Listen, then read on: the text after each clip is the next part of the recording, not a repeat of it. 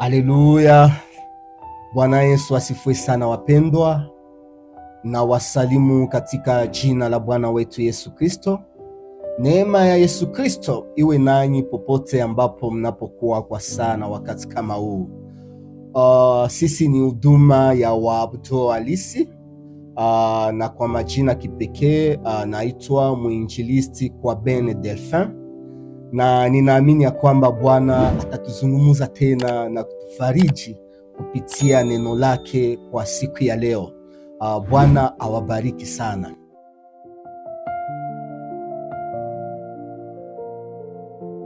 Lakini saa inakuja, nayo sasa ipo, waabudu wa halisi watamwabudu Baba katika roho na kweli. Yohana 4:23. Ndio wapendwa, kwa siku ya leo tutakuwa tukizungumzia juu ya neno ambalo linalosema Yesu hajawahi chelewa. Bwana Yesu asifiwe sana. Na tutasoma maandiko matakatifu katika kitabu cha Injili ya Yohana sura yake ya 5 na mstari wake wa 5. Tunasoma kwa jina la Yesu Kristo. Maandiko matakatifu yanasema hivi: lakini kulikuwa na mtu fulani hapo ambaye alikuwa mgonjwa kwa miaka 38. Bwana Yesu asifiwe sana. Ndio wapendwa, hizi ni habari za Yesu Kristo, na tukianzia tu kwa kichwa ya neno yetu ambayo inayosema Yesu hajawahi kuchelewa. Hapa tunaona kuna kuja notion ya wakati. Bwana Yesu asifiwe sana. Yesu hajawahi kuchelewa. Tukiongelea kuchelewa, maana tutaweza ona tena kuko kitu ambacho kinakujaka kwa wakati, na Mungu wetu yeye achelewake, anakujaka kila siku kwa wakati. Na nilikuwa nikisema ya kwamba hapa kuna kuwa notion ya wakati, na mara nyingi mwanadamu anakuwaka limite katika wakati wake. Maana mwanadamu anakuwaka na wakati ambapo anazaliwa, anakomala, anafanya benye atafanya, kisha uzee unafika na anatoweka. Lakini Mungu wetu hakuwake limite na wakati. Bwana Yesu asifiwe sana. Maandiko matakatifu inasema kwamba ni yeye yule jana, leo na hata milele, hajawahi kubadilika. Yeye wakati aimshitulake ashitukake na wakati aseme ilisaenda ama wakati hayafika. Yeye wakati kwenye anafikia na njo analetaka solution. Bwana Yesu asifiwe sana. Nakumbuka wakati ambapo Musa alikutanana na Mungu, na Mungu akamtuma ya kwamba aende aokoe taifa lake la wana wa Israeli utumwani katika mikono ya Farao. Na Musa akamuuliza, sasa nitakapofika mbele ya wana wa Israeli nitawaambia nani ananituma? Na Mungu akamwambia, ukifika mbele ya wana wa Israeli utawaambia kwamba mimi niko ambaye niko ndiye anayekutuma. Bwana Yesu asifiwe sana. Inaonyesha ya kwamba Mungu iko, anakuwaka kila siku, abadilikake, achelewake, anafikaka kila siku kwa wakati. Bwana Yesu asifiwe sana. Ndio wapendwa, mahali ambapo tulipopasoma katika kitabu cha Injili ya Yohana sura yake ya 5 na mstari wake wa 5, ila ukianzia kwa mstari wake wa kwanza na kuendelea utaelewa habari hii vizuri. Ukisoma hapo maandiko matakatifu inasema kwamba Yerusalemu kwenye mlango wa kondoo kulikuwaka na kisima ambayo walikuwaka wakiita katika lugha ya Kiebrania Bethzeta, na hapo palikuwaka wagonjwa wa kila aina ambao walikuwaka wakichunga malaika anaposhuka na kutikisa kisima. Mtu ambaye alikuwaka wa kwanza tu akiingia kwenye kisima, na ule njoo alikuwaka anapata uponyaji. Bwana Yesu asifiwe sana. Ila maandiko matakatifu inasema kulikuwaka mtu fulani, kulikuwaka ndugu fulani ambaye alikuwaka hapo amekwishafanya miaka 38, miaka 38 iko hapa tu. Na tukiangalia katika maisha ya kawaida, miaka 38 ni miaka mingi sana.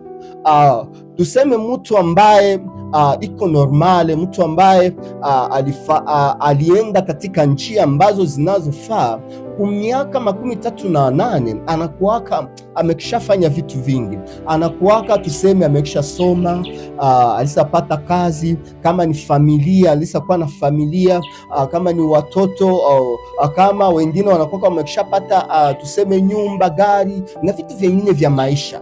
Lakini ukisoma habari za huyu ndugu, yeye alikuwaka hapo tu, maisha inakuwa kama imesimama. Bwana Yesu atusaidie sana. Na kuna kuwaka watu ambao maisha yao inakuwaka kama iko na ulemavu. Anapotazama maisha yake anaona hakuna kitu ambacho kiko naendelea. Ukimwangalia unaona ya kwamba gisi alikuwaka mwaka ambao uliopita na njoo gisi iko leo, na ukimwangalia hata miezi ambayo itakao kuja ni vile vile tu njoo iko, mawazo yake haibadilikake. Bwana Yesu atusaidie sana. Na huyo ndugu alikuwaka hapo miaka, akukuwaka na wake wa kumtia kwenye maji. Bwana Yesu atusaidie sana. Na maandiko matakatifu inatuambia kwamba siku moja Yesu akatembelea pale nafasi. Yesu akafika hapo kwenye kisima, na alipomtazama, maandiko matakatifu inasema kwamba Yesu akagundua ya kwamba huyu mtu amekwisha kawia hapa, huyu mtu amekwisha kawia mwa situation. Bwana Yesu atusaidie sana. Ndugu mpenzi, nitaka kuambia kwamba Mungu anajua, Yesu Kristo anajua ya kwamba umekwisha kawia mwa ile situation. Yesu anajua ya kwamba umekwisha kawia mwa hiyo ugonjwa. Yesu anajua ya kwamba umekwisha kawia katika hiyo dharau.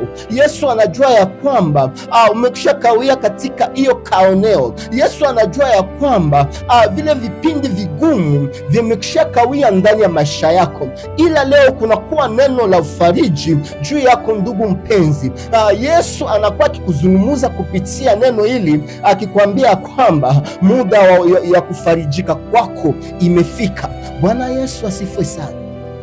Na hizi habari zinatuambia kwamba Yesu akamuuliza ule ndugu, unataka upate uponyaji?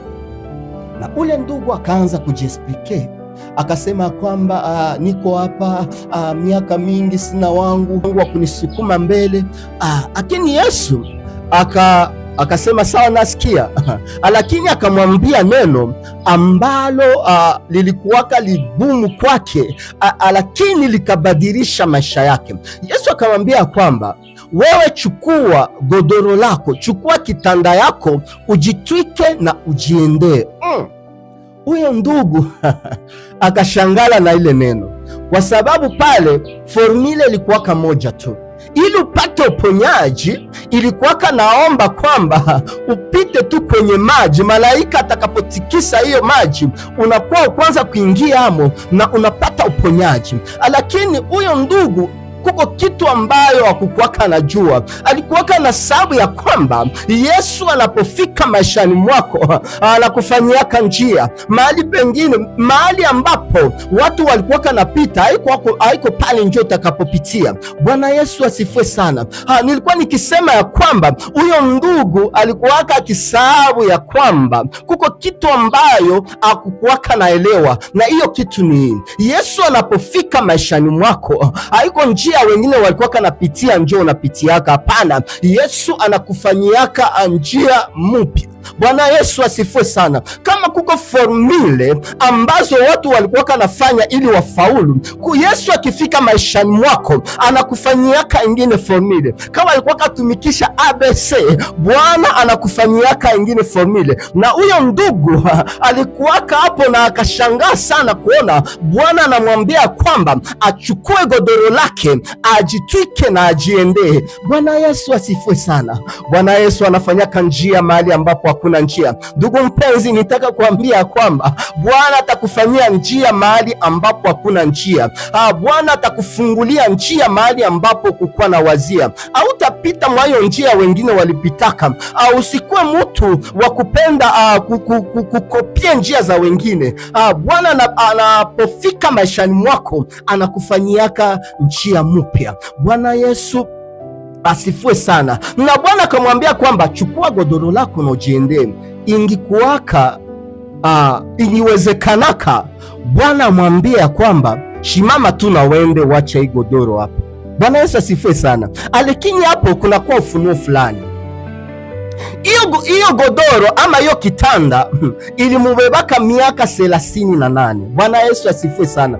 Lakini muda ukafika ambao yeye ndio sasa naye muda wa kubeba hiyo kitanda ikafika. Ndugu mpenzi, nitaka kuambia kuna kuwa watu ambao walikuwaka wakikubeba miaka mingi, lakini muda umefika ambao wewe ndio sasa utaanza kuwabeba. Kuko watu ambao walikuwaka na waza bila hao hawezi ishi, lakini muda wa Bwana umefika ambao Bwana atakutendea makuna majabu, na wale watu sasa wengi watakuwa natafuta. Bwana Yesu asifue sana.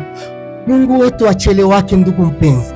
Mungu wetu achelewake. Mahali akifika tu kwa anafikiaka na njo analetaka suluhisho. Bwana Yesu asifue sana. Kisha siku 4 Lazaro alikuwaka kaburini, lakini Yesu alipofika akasema, mnionyeshe mahali ambapo mlipomtia. Na wakina Martha wakaanza sema, kama ni vya kaburi haviwezekane, maana tayari amekwishaanza nuka. Lakini Yesu akamwambia Martha, si nilikuambia ya kwamba ukiamini utaona mkono wa Mungu? Mimi ndiye ufufuko. Yesu ndiye ufufuko. Ndugu mpenzi, hata kama vitu vyako vimekwisha kuwa kama vinaanza nukia watu, matatizo yako, madosie yako, watu ukimwita tu mtu anapitaka anajua ya kwamba unataka kumulomba. Ukimwita tu mtu anapitaka anajua huyu mtu anataka kuniambia hivi. Watu wamekwisha kuzoea, lakini muda wa Bwana umefika. Bwana ataenda kuifufua maisha yako. Bwana ataenda kukufikisha katika vipindi vyengine. Bwana Yesu asifue sana. Kulikuwa na mama ambaye alikuwa akitoka damu miaka 12. Mama alikuwa akitoka damu miaka 12. Maandiko matakatifu inasema ya kwamba alikuwa amekwisha zunguruka kwa waganga mbalimbali na kupataka solution, lakini siku moja akasikia habari za Yesu Kristo. Bwana Yesu asifue sana. Akasikia habari za Yesu Kristo, naye akaenda akamtafuta Yesu, akagusa tu pindo la nguo zake, na alipogusa tu pindo la nguo la Yesu Kristo, mara moja uponyaji ukaingia maishani mwake. Huu ni muda wa kutafuta Yesu Kristo. Ndugu mpenzi, tafuta tena Yesu Kristo kwa maombi, katika kufunga na kuomba na kuishi maisha ya utakaso. Bwana atakubadilishia maisha na uponyaji ukaingia ndani ya maisha ya ule mama, mpaka Yesu akajiuliza, kuna mtu ambaye ananigusa. Na wanafunzi wakamuuliza, Bwana, mtu anakugusa na watu ni wengi hapa, ambao watu wanatuzunguruka na watu biko na kugusa sana. Lakini Yesu alisikiaka kuna kuwa mtu ambaye anamgusa. Hata ndugu mpenzi, tena umguse Yesu. Mteza omba wa mingi, lakini kuna kuwa maombi ambayo itamgusa Yesu, na hiyo ni maombi ambayo ni maombi ya utakaso, ambayo ni maombi ya kufunga, ambayo ni maombi ya kumtafuta Bwana na moyo wako wote, sio kuomba tu maneno ya kupitapita. Bwana Yesu asifue sana. Bwana atutendee aliyo mema. Bwana Yesu achelewake, ndugu mpenzi. Kisha miaka 90 akamkuta Sara, akampatia mtoto. Wewe usafanya miaka ngapi? Ambone jaribu tu kama ya wiki 2 ya mwaka moja, umekwisha kata tamaa? Hapana, hiyo jaribu sio ya kukuua. Hiyo jaribu ni ya kuonesha matendo makubwa ya Bwana ndani ya maisha yako. Bwana Yesu asifue sana. Bwana Yesu achelewake. Ndugu mpenzi, Bwana atakutendea aliyo mema. Ndugu mpenzi, shikamana na Yesu Kristo. Yeye ni tumaini ambalo lisiloaibisha. Atatembelea maisha yako na atakutendea akutende aliyo mema. Bwana Yesu asifiwe sana. Kwa sana wakati kama hii unapokuwa ukinifuata ndugu mpenzi, nakuwa nikizungumza na wewe. Uliendaka kwenye hospitali wakakwambia kwamba unakuwa na magonjwa ambayo haitaponaka tena, lakini nitaka kuambia kwa Yesu vile ambavyo visizowezekana kwa wanadamu wake vinawezekanaka. Kile ambacho kisichowezekana kwa mwanadamu kwake Mungu kinawezekana. Iwe sida, iwe diabete, iwe sijue kansere, iwe sijue magonjwa gani ambao walikuambiaka, kunakuwa moto wa Roho Mtakatifu ambao unakukuta mahali ambapo uko kwa sana. Wakati kama huu ninasikia moto umekugusa na hiyo magonjwa imeondoka katika jina la Yesu Kristo. Pokea uponyaji wako ndugu mpenzi. Bwana akutendee yaliyo mema, na ninaamini ya kwamba utaiona ishara za Mungu ndani ya maisha yako. Kama jinsi mwinjilisti, sitamaliza kusema hii neno. Maandiko matakatifu inasema ya kwamba ukisikia sauti leo usifanye moyo wako mgumu. Kama hujawahi kumpokea Yesu kwa Bwana na Mwokozi wako, huu ni muda ndugu mpenzi. Kama tukingana pumzia wai leo ni kumshukuru Mungu, ila atujue ya kesho.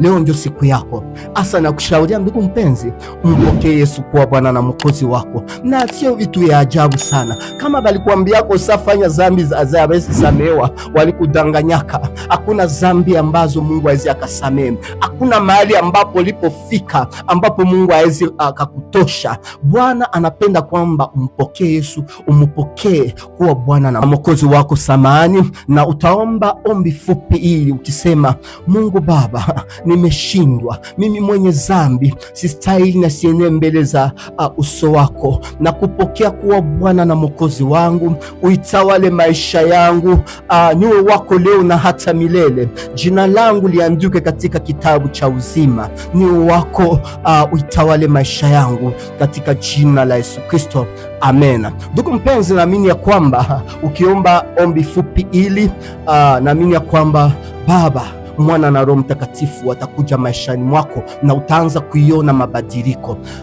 Na utatafuta kanisa ya kiroho ambayo inakuwa pembeni yako, waanze ombea hapo na watakuongoza katika safari ya kwenda mbingu. Bwana awabariki na neno hili lizae matunda ndani ya maisha yetu. Amen.